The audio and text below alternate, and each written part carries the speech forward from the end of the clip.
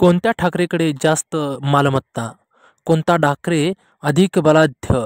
नमस्कार मित्रांनो, प्रगतिशील महाराष्ट्र या आपल्या न्यूज पोर्टलवरती सर्वांचं स्वागत. मित्रांनो, महाराष्ट्राच्या राजकारणामध्ये ठाकरे आणि पवार घराणे केंद्रस्थानीच राहिलेले आहेत. गेल्या 40 ते 50 वर्षाचा महाराष्ट्राचा राजकीय इतिहास पाहता या दोन नावानं बहुतांश वेळ महाराष्ट्राच्या राजकारणामध्ये सत्ता घालवलेली आहे. या दोन्ही घराण्याच्या विषयीची अनेक वेळा चर्चा होत असते. त्यामध्ये अधिक वेळा होत असलेली चर्चा म्हणजे ठाकरे घराण्याची प्रॉपर्टी नेमकी आहे किती. मुळात ठाकरे घराण्यातील कोणीच कालपर्यंत निवडणुकीला उभे राहत नव्हते.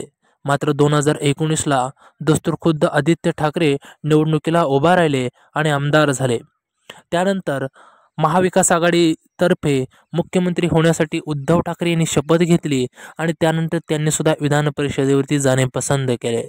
इतकंच की काय 2024च्या विधानसभा निवडणुकीमध्ये मनसे अध्यक्ष राज ठाकरे यांचे चिरंजीव अमित ठाकरे हे सुद्धा मैदानामध्ये उतरले आणि मग सुरू झालं त्यांच्या प्रॉपर्टी चेक करायला. एबी फॉर्म सोबत जोडलेल्या मालमत्ताच्या कागदपत्रामध्ये किती मालमत्ता आहे हे शोधण्यास सर्वांनी सुरुवात केली.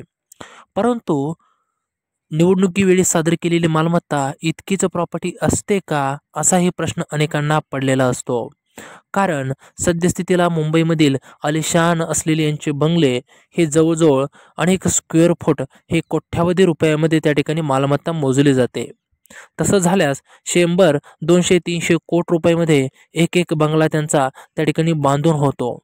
मग जर का असं असेल तर सादर केलेली मालमत्ता आणि ॲक्च्युली असलेली मालमत्ता याच्यामध्ये किती मोठ्या प्रमाणामध्ये जमीन आसमानचा फरक आहे हे आपणास लक्षात येतं.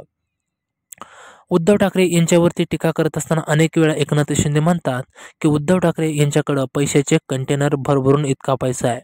तर दुसऱ्या बाजूला राज ठाकरे यांची अनेक वेळा ईडीच्या चौकशीला त्या ठिकाणी सामोरं जाण्याची भाषा विरोधकांकडून केली जाते.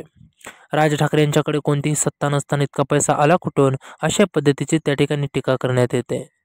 मग त्यामध्ये कोहिनूर स्क्वेअर असो, त्याचबरोबर राज ठाकरे यांचा ट्रॅव्हल्सचा धंदा असो, त्याचबरोबर त्यांची कन्स्ट्रक्शन कंपनी असो किंवा इतर अनेक वेळा त्यांच्यावरती सेटलमेंटची सुद्धा टीका करण्यात येते.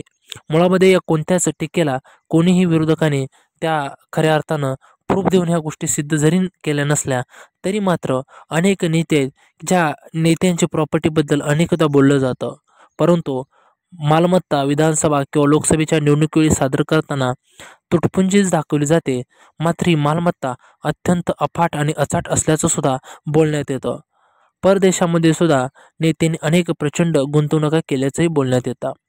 मुळात ठाकरेंची संपत्ती किती ॲक्च्युली आकडा कोणीच सांगू शकणार नाही, परंतु हा आकडा काही हजारो कोटींमध्ये त्या ठिकाणी जाऊ शकतो. परंतु दोन्ही ठाकरेमध्ये श्रीमंत कोण असं जर का विचारल्यास त्या ठिकाणी कोणीही सांगू शकतो की नक्कीच राज ठाकरे यांना उद्धव ठाकरे कितीतरी पटीनं उजवे असू शकतात. कारण उद्धव ठाकरे यांच्या घरामध्ये अक्षरशः सत्तेनं कायम पाणीच भरलेलं आहे.